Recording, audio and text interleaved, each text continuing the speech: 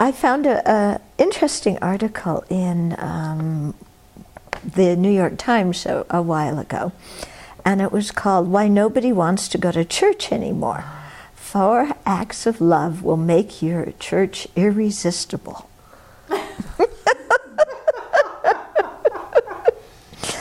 But I won't read all of it. But, you know, I will read some of it because it had some interesting points. Okay?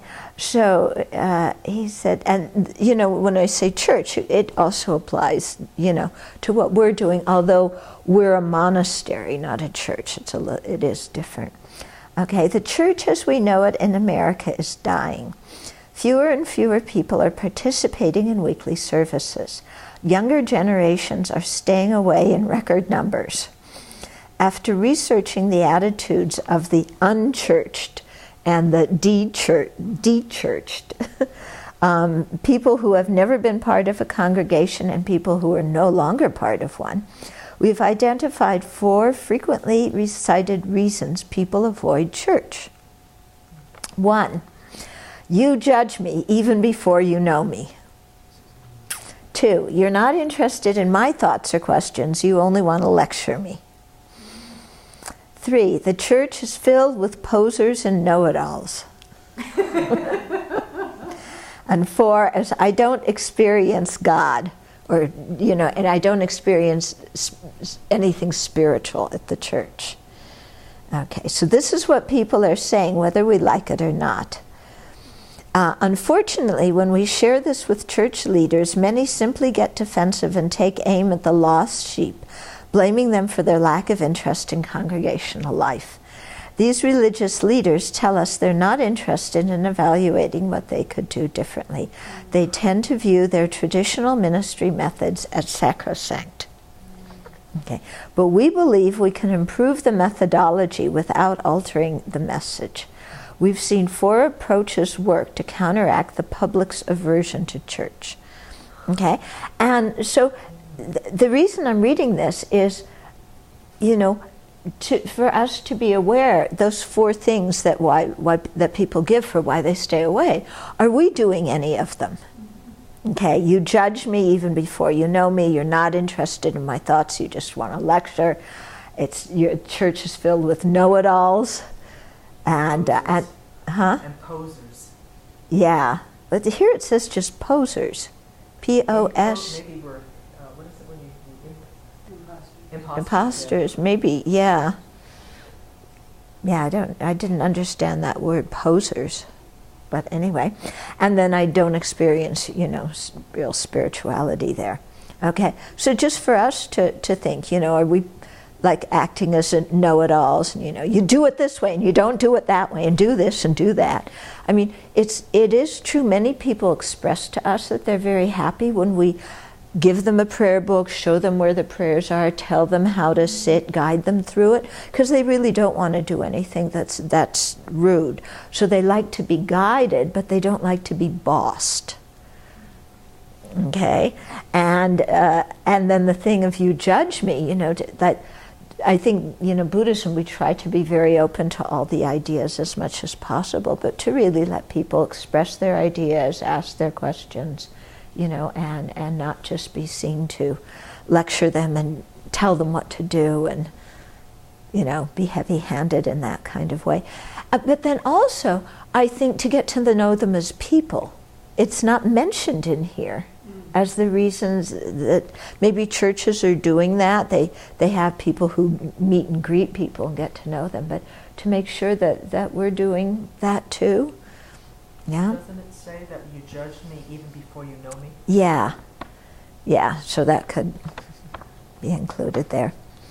Okay, so here are the 4 suggestions they have. 1 is radical hospitality. People crave a sense of belonging. They're looking for the kind of open acceptance that this, you know, what the spiritual tradition exemplifies, initiating with love rather than condemnation. Okay, so yeah, people want a sense of belonging. They're looking for open acceptance, Yeah, and we see also people are really coming and they want answers to their questions.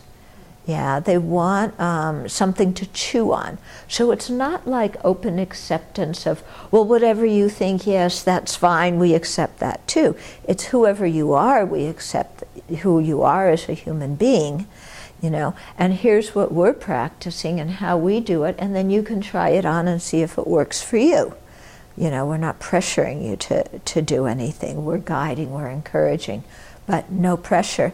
And, you know, telling people to really think about what they hear, you know. But they're coming not just, they're coming for friendship, but they're also coming because they're seeking something spiritual that they weren't getting before, okay? Then 2 is fearless conversation. This interactive culture wants to engage in a dialogue about faith. Rather than merely passive listening, they want to converse and ask hard questions. So I think our sharing the Dharma days are good because we have the discussion in the afternoon and we discuss after lunch. You know, I'm the one who's the lecturer, but then there's time for Q&A and everything too, you know, and the lecture isn't like, you've got to believe. It's like, you know, this is how we see it, think about it. Okay, so fearless conversation, where we don't like get defensive. I've seen some people, the ones that try and convert me on airplanes, when you ask them a question, you can feel there's this, okay, page 127 on the blue book said to say this and that to this question, you know? And you just hear this textbook answer and it's like, So, yeah, we never want to do that kind of thing. 3, genuine humility. People hunger for a community that says we're all in this together. We all struggle. No one has all the answers. We're all trying to understand and practice and cultivate. Yeah. So a sense of, humility and this feeling of, community, that we are all in it together, that there's not, okay, well, I've been around for a certain amount of time, so I'm going to the upper realms, and you, you know. So, you know, real friendliness and real humility, and that's got to really come from our hearts, knowing that we don't have any safe assurance ourselves for our own rebirth, and that we're trying to practice the best we can. And then 4, divine anticipation. People want to know if spirituality is real. Okay, so in addition to, here they have the biblical stories of God, you know, people want to, you know, so in addition to the ancient stories, yeah, because the Tibetans and the Buddhists and all the traditions have many ancient stories, yeah. So in addition to those, people want to see spirituality in action today. Like, how do you live a spiritual life? How do you implement the Dharma in your life? How does it affect your family? How does it affect your work? How does it affect social engagement? You know, so they don't want just theory, they want experience, yeah?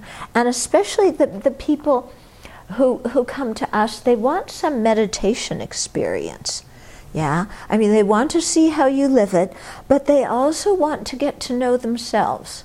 So there's some internal experience that they're looking for. And at the same time they're looking for that internal experience, they face the obstacles of the monkey mind and the mind that can't concentrate. Yeah, and the mind that has a lot of doubts. So, you know, so we have to be really encouraging of people. Yeah, that, you know, monkey mind is totally normal and you just go through it and there's nothing wrong with you for having it.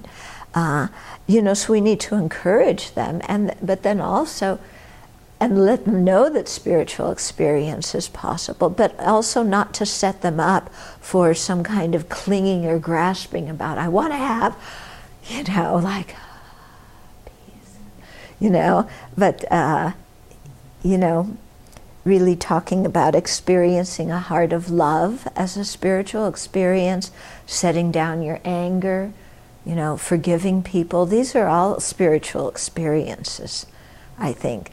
And it's good to let people know that they can be very powerful, and, you know, if they follow the meditations, they can have these kinds of experiences, you know, or experiences of deep compassion for others that are free, that is free of personal distress. Okay? So to encourage people, but not to set up false hopes. Okay? So we don't, you know, talk with the new people about going off and doing 3-year retreats, and we, you know, and we don't say, oh, you're having a problem with attachment, meditate on death, you know, for somebody who's a beginner, you know. So we have to be very skillful at the kind of guidance that we give to people, so that we make sure it's something that encourages them, and that they also understand the meditations and how to do them properly. Okay.